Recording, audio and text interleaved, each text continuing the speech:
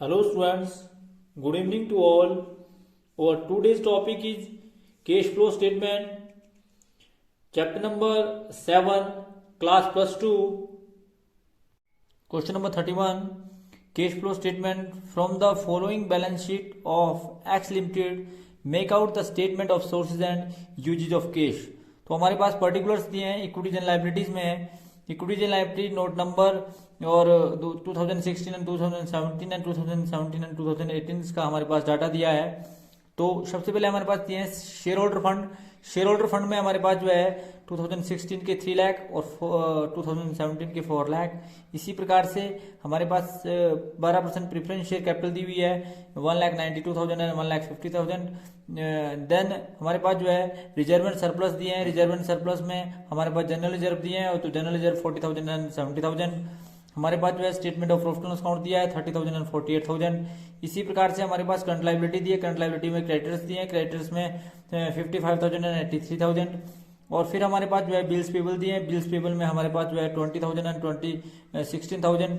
ये हमारे पास जो है बिल्स पेबल्स दिए हैं. और हमारे पास प्रोविजन फॉर टैक्सेशन दिया है 40,000 एंड 50,000. तो हमारा टोटल जो दिया है वो 6,77,000 एंड 8,17,000.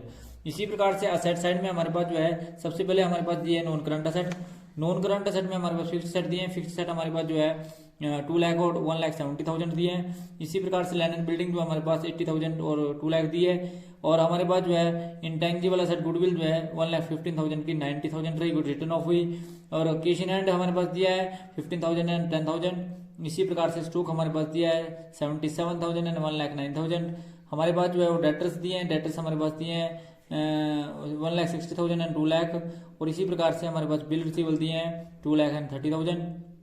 कैश एट बैंक हमारे पास दिया है 10,000 एंड 8,000. और इसका टोटल दिया है 6,17,000 एंड 8,17,000. और हमारे पास एडिशनल इन्फॉर्मेशन दिया है depreciation 10,000 of rupees 10,000 and rupees 20,000 has been charged plant and machinery and building respectively in 2017 and 2018.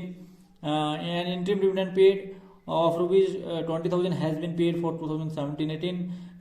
Rupees 35,000 income tax paid for the year 2017-18. Proposed dividend for the year 31st March 2017 and 2018 42,000 and 50,000 respectively.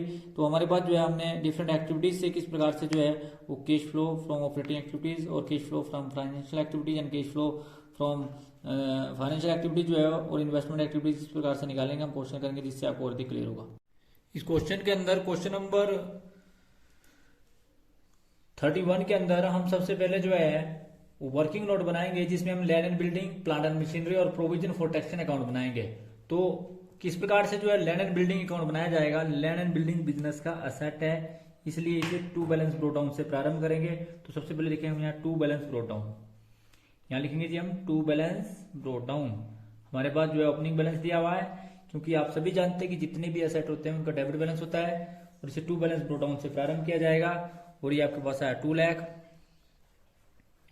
और उसके बाद हम इसका closing balance लिखेंगे by balance carry down.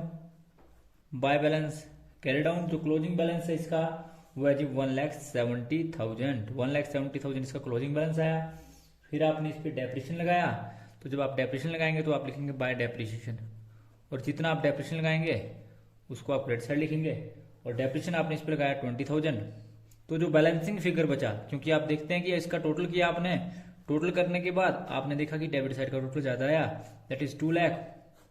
और credit side का total भी 2 लाख आया. तो जो बैलेंसिंग फिगर बचा हमारे पास वो बचा बाय कैश. और बाय कैश का मतलब है सेल. तो यहाँ लिखेंगे कैश और यहाँ लिखेंगे सेल. तो हमारे पास जो सेल आया, जो बैलेंसिंग फिगर आया वो आया 10,000. तो इस प्रकार से हमारा जो है ये था जी लैंड एंड बिल्डिंग अकाउंट. उसके बाद हम प्लांट अकाउंट बनाएंगे. तो प्लांट अकाउंट में left hand side debit side, credit side, particular amount in rupees, particular amount in rupees. तो प्लांट का भी आप सभी जानते हैं डेबिट बैलेंस होता है टू बैलेंस ब्रोट डाउन, क्योंकि जितने भी एसेट है उनका डेबिट बैलेंस होता है. तो हमने लिखा पहले टू बैलेंस ब्रोट डाउन. और टू बैलेंस ब्रोट डाउन हमारे पास जो आया वो आया जी 80,000. उसके बाद हमने इसका क्रेडिट बैलेंस लिखा by balance carry down. By balance हमने कैरी डाउन लिख दिया. तो बाय बैलेंस हमारे पास कैरी डाउन जो आया वो आया जी प्लांट का 2 लाख. इस पर हमने डेप्रिसिएशन लगाया. जो डेप्रिसिएशन लगाया आपने लिखा बाय डेप्रिसिएशन. और इस पर जो डेप्रिसिएशन लगा वो लगा जी 10,000 डेप्रिसिएशन लगाने के बाद आपने देखा कि क्रेडिट साइड का टोटल ज़्यादा आया, दैट इज 2,10,000। डेबिट साइड में भी 2,10,000 लिख दिया। तो जो बैलेंसिंग फिगर बचा वो आपके पास टू कैश यानी कि जो परचेज बचेगा, और यहाँ पर कैश टू कैश आएगा। ये आपके पास आप सभी जानते हैं कि परचेज आएगी तो परचेज ऑफ प्लांट आएगा, और ये हमारे पास अगर इसमें से घटाएं तो आपके पास है 1,30,000। आमने सामने जो है बराबर आ गया। प्लांट प्रोविजन प्रोटेक्शन के बाद प्लांट के अकाउंट के बाद प्रोविजन प्रोटेक्शन अकाउंट बनाया जाएगा। ये बिजनेस की करंट लायबिलिटी है, इसलिए बाय बैलेंस प्रोटोन से प्रारंभ किया जाएगा। तो ये हमारे पास 40,000 है। उसके बाद इसका कैरी डाउन बैलेंस दिया, टू बैलेंस कैरी डाउन दिया है जी हमारे पास, और वो दिया हमारे पास 50,000।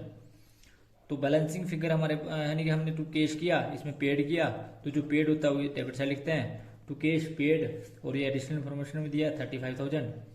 उसके बाद आप इसका टोटल करेंगे, टोटल करने के बाद आपने देखा कि क्रेडिट साइड का टोटल ज़्यादा है 85,000, और बैलेंसिंग फिगर बचा हमारे पास जिसको आप by profit and loss account में ट्रांसफर करेंगे, by profit and loss account. ये बैलेंसिंग फिगर करंट ईयर का, और आपके पास 45,000 आया। जब आपने जमा किया तो दोनों साइड का टोटल जो आपस में बराबर आया 85,000 और 85,000। तो इस प्रकार से ये था आपका प्रोविजन प्रोटेक्शन अकाउंट। ध्यान रखें इस बात का कि जो ये डेप्रिसिएशन है इसकी डबल एंट्री ऑपरेटिंग एक्टिविटीज में ऐड की जाएगी। कैश जो आएगा वो फाइनेंशियल एक्टिविटीज में आएगा, फाइनेंशियल एक्टिविटीज में इन्वेस्टमेंट एक्टिविटीज में आएगा, ये ऐड आएगा। इसी प्रकार से जो परचेज आएगा ये इन्वेस्टमेंट एक्टिविटीज से लेस होएगा, जो डेप्रिसिएशन है ये ऑपरेटिंग एक्टिविटीज में ऐड होएगा। प्रोविजन प्रोटेक्शन जो करंट ईयर का मेड है, जो मेड किया जाएगा वो ऑपरेटिंग एक्टिविटीज में यहाँ ऐड किया जाएगा, और ये जो ऑपरेटिंग एक्टिविटीज में लास्ट में लेस किया जाएगा। तो इस प्रकार से इसकी डबल एंट्री भी करेंगे। तो जिस पर कब जब हम कैश फ्लो बनाएंगे तो जिससे आपको और अधिक क्लियर होगा, तो हमने इस क्वेश्चन के अंदर जो है वो कैश फ्लो बनाना है, किस प्रकार से क्वेश्चन किया जाएगा। क्वेश्चन कर अगला कैश फ्लो का पूरा क्वेश्चन करते हैं। अकाउंट बनाने के बाद हम cash flow from operating activities निकालेंगे। सबसे पहले कैश फ्लो स्टेटमेंट में पर्टिकुलर्स अमाउंट इन रुपीज और अमाउंट इन रुपीज, तो हम सबसे पहले निकालेंगे cash flow from operating activities. हम सबसे पहले इसके अंदर निकालेंगे cash flow from operating activities. तो cash flow from operating activities में हमारे पास सबसे पहले दिया net profit for the year. हमारे पास दिया सबसे पहले net profit for the year, net profit for the year, net profit for the year हमारे पास दिया है 18,000। ऐड करेंगे हम इसमें, ऐड करेंगे हम इंटरिम डिविडेंड, ऐड करेंगे हम इसमें इंटरिम डिविडेंड। इसकी डबल एंट्री की जाएगी एक बार इस अकाउंट में, और दूसरी बार आप सभी जानते हैं कि इसकी जो दूसरी एंट्री की जाएगी वो की जाएगी फाइनेंशियल एक्टिविटीज में, तो 20,000। उसके बाद transfer to general reserve add करेंगे, ट्रांसफर टू जनरल रिजर्व, और ट्रांसफर टू जनरल रिजर्व में हमारे पास जो दिया हुआ है इसमें वो दिया है जी 30,000। उसके बाद हमारा प्रपोज डिविडेंड आएगा, तो प्रपोज डिविडेंड की भी जो है डबल एंट्री की जाएगी, प्रपोज डिविडेंड, और ये हमारे पास है प्रपोज डिविडेंड जो हमारे पास है वो है जी 50,000। फिर हमारे पास आएगा इसमें प्रोविजन प्रोटेक्शन।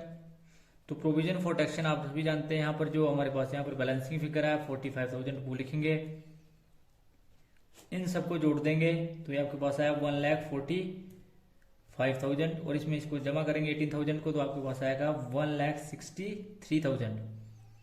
ये जो हमारे पास आया यह है net profit before tax and extra ordinary item. ये जो हमारे पास आया यह है net profit before tax and extra ordinary item, और ये हमारे पास है 1,63,000। ऐड करेंगे इसमें एडजस्टमेंट 4, ऐड करेंगे आप इसमें एडजस्टमेंट 4, जिसमें हम सबसे पहले ऐड करेंगे डेप्रिसिएशन। डेप्रिसिएशन, तो डेप्रिसिएशन हमारे पास प्लांट एंड मशीनरी पे भी आया और लैंड एंड बिल्डिंग पे भी आया। तो डेप्रिसिएशन ऑन प्लांट, सबसे पहले डेप्रिसिएशन ऑन प्लांट, तो डेप्रिसिएशन ऑन प्लांट हमारे पास आया जी 10,000। जो हमने यहाँ भी लिखा। उसके बाद हमने डेप्रिसिएशन ऑन बिल्डिंग, तो डेप्रिसिएशन ऑन बिल्डिंग हमारे पास आया 20,000। उसके बाद हमने लिया गुडविल रिटर्न ऑफ, और उसके बाद हमारे पास तीसरी आइटम है गुडविल रिटर्न ऑफ, और ये गुडविल रिटर्न ऑफ हमारे पास जो आई वो आई जी 25,000। इन सबको जोड़ा तो ये आपके पास आया 55,000। और 55,000 में आप सभी जानते हैं जो हमारे पास आया, ये हमारे पास आया operating profit before change in working capital. तो जो ये हमारे पास आया, ये हमारे पास आया operating profit before change in working capital. और ये हमारे पास यहाँ पर आया जो cash flow from operating activities before change in working capital हमारे पास आया, वो आया जी हमारे पास 2,18,000। 2,18,000 ये हमारे पास आया 2,18,000। अब हम इसको नेक्स्ट पेज पे ले जाएंगे तो किस प्रकार से जो है 18,000 हमारे पास जो आया वो 2,18,000। 2,18,000 हमारे पास आया जी cash flow from operating activities before change in working capital. Add करेंगे हम इसमें increase in decrease in current asset and increase in current liability. तो डिक्रीज इन करंट एसेट हमारे पास कुछ नहीं है, तो इंक्रीज इन करंट लाइबिलिटी में हमारे पास क्रेडिटर्स हैं, और क्रेडिटर्स हमारे पास 28,000 है। 28,000 जब 2,18,000 में हम जमा करेंगे तो ये आपके पास आएगा 2,46,000। और 2,46,000 में से अब हम लेस करेंगे। लेस क्या करेंगे जी हम इसमें ध्यान रखें इस बात का, इस बात में इसमें लेस करेंगे। तो जो हम लेस करेंगे वो लेस करेंगे जी हम इसमें सबसे पहले हम लेस करेंगे, इसके अंदर हम लेस करेंगे increase in current asset and decrease in current liability. तो increase in current asset, increase in current asset में हमारे पास जो दिए हुए हैं वो दिए हैं जी डेटर्स। क्या दिए हैं? डेटर्स। तो डेटर्स हमारे पास दिए हैं 40,000। तो 40,000 आप इसमें से लेस करेंगे, साथ साथ में आप इसमें से लेस करेंगे स्टॉक। स्टॉक भी इंक्रीज हुआ, तो स्टॉक जो इंक्रीज हुआ वो हुआ 32,000। स्टॉक के बाद जो इंक्रीज हुआ वो हुआ जी बिल रिसीवल। बिल्स रिसीवल, तो बिल रिसीवल भी इंक्रीज हुए, और ये हमारे पास जो इंक्रीज हुए वो 10,000। इन तीनों को जो है माइनस करेंगे, और इसके साथ साथ इस सब हमारे पास जो डिक्रीज हुए वो है जी current liability. Decrease in current liability, decrease in current liability भी जो है लेस की जाती है। तो डिक्रीज इन करंट लायबिलिटीज में हमारे पास जो आया वो आया जी बिल्स पेबल। बिल्स पेबल और बिल्स पेबल जो डिक्रीज हुए वो है जी 4,000, माइनस के 4,000 आगे। तो इस सबको माइनस किया हमने, तो माइनस करने के बाद हमारे पास जो वैल्यू आई वो आई जी 86,000। तो 86,000 जब हमने इसमें से माइनस किए, 86,000 हमने इसमें से माइनस करने हैं, तो 86,000 माइनस करने के बाद जो हमारे पास वैल्यू आई वो आई जी 1,60,000। 1,60,000 जो हमारे पास आया वो आया 1,60,000। और ये 1,60,000 हमारे पास आया cash generated from operating activities. Cash generated from operating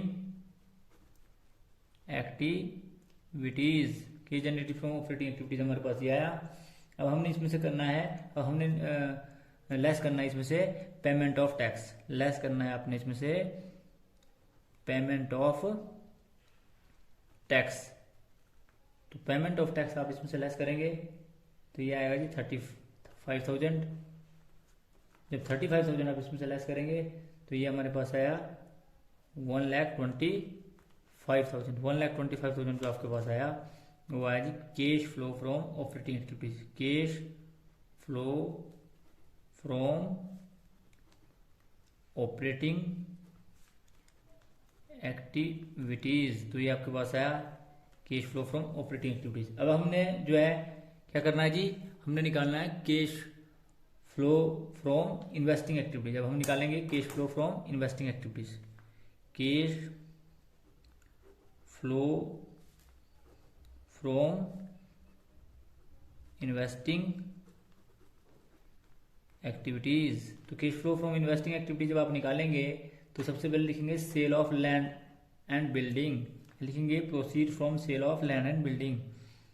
proceed from sale of land and building. तो proceed from sale of land and building हमारे पास आया 10,000। और दूसरी हमारे पास आइटम आई परचेज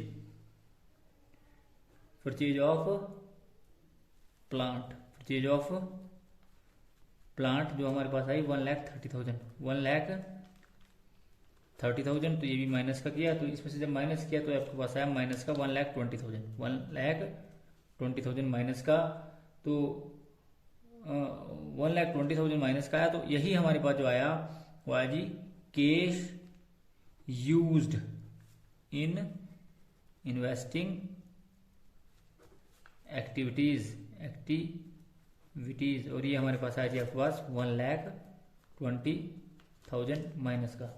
उसके बाद हमने निकालना है जी cash flow from financial activity. जब हम निकालेंगे cash flow from financial activities, तो cash flow from financial activities हम निकालेंगे जिसमें हम issue of proceed from issue of equity share capital. Proceeds from issue of equity share capital. Proceed from issue of equity share capital वो हमारे पास 1 लाख है। 1 लाख है। साथ में हम इसमें से